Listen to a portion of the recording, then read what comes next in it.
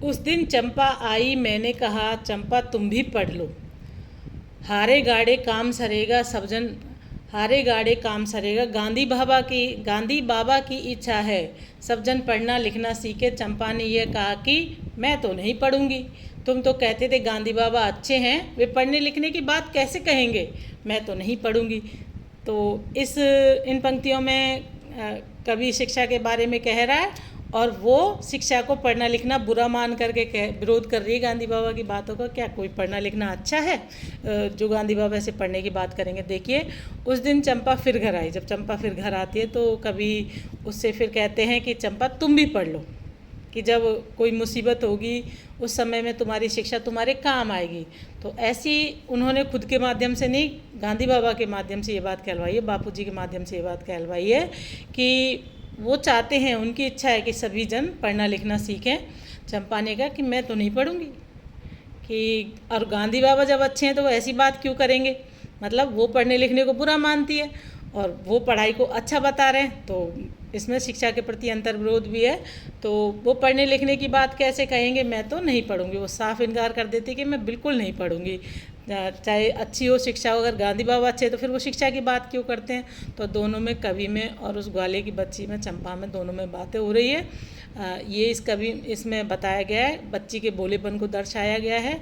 और कवि त्रिलोचन द्वारा लिखित ये पंक्तियाँ, वो बच्ची अपना पक्ष रख रही है, अनपढ़ बच्चे अपना पक्ष रख रहे हैं। और शिक्षा को अच्छा या जीवन का आधार मानते हुए कवि त्रिलोचन उसको सीख दे रहे, वो भी गांधी बाबा के माध्यम से।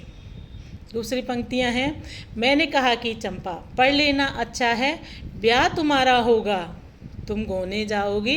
कुछ दिन बालम संग साथ रह चला जाएगा जब कलकत्ता, बड़ी दूर है वह कलकत्ता, कैसे उसे संदेशा दोगी, कैसे उसके पत्र पढ़ोगी। चंपा पढ़ लेना अच्छा है। चंपा बोली तुम कितने झूठे हो, देखा, हाय राम तुम पढ़ लिख कर इतने झूठे हो।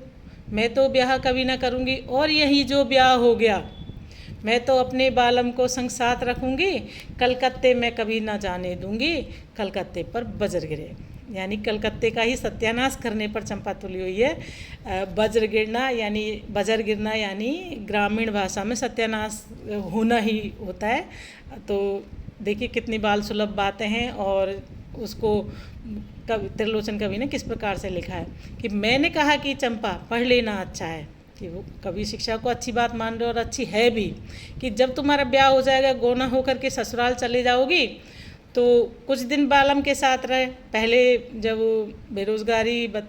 बेरोज़गारी थी तो लोग बड़े शहरों में ही कमाने जाते थे। तो उन्होंने कलकत्ते का नाम लिया है कि जब बालम तुम्हारा कुछ दिन साथ रह करके जब कलकत्ता कमाने चले जाएगा और वो तुमको पत्र लिखेंगे, संदेशा लिखेंगे, तो उसको तुम संदेशा, उस पत्र का जवाब किस प्रकार से दोगी। इसीलिए चंपा पढ़ लेना अच्छा है। चंपा बोली कि तुम इतने झूठे हो, कि हाय राम, कि इतने झूठे हो तुम, इतने पढ़े लिखे होकर के भी तुम झूठ बोलते हो। तो वो कह रही है कि मैं तो कभी ब्याह ही नहीं करूँगी, और ब्याह मान लो हो ही गया तो बालम यानी मैं अपने साजन को साथ ही रखूँगी और उसको कलकत्ता कभी नहीं जाने दूँगी। और ऐसे कलकत्ते पर यानी बजर ही गिर जाए, यानी कलकत्ता का सत्यानाश हो जाए, पर मैं अपने बालम को साथ रखूँगी। दोनों अपनी बातें इस प्रकार कर रहे हैं। कवि ने बाल सुलभ बातों को बताया है और कवि ने शिक्षा का महत्व बताते हुए ये पंक्तियाँ लिखी है। इसमें बालिका शिक्षा के प्रति भी सजगता दिखाई गई है। अभी तक आपने मेरे चैनल को लाइक नहीं किया, सब्सक्राइब नहीं किया है तो सब्सक्राइब कीजिए, लाइक कीजिए, शेयर कीजिए। Thank you.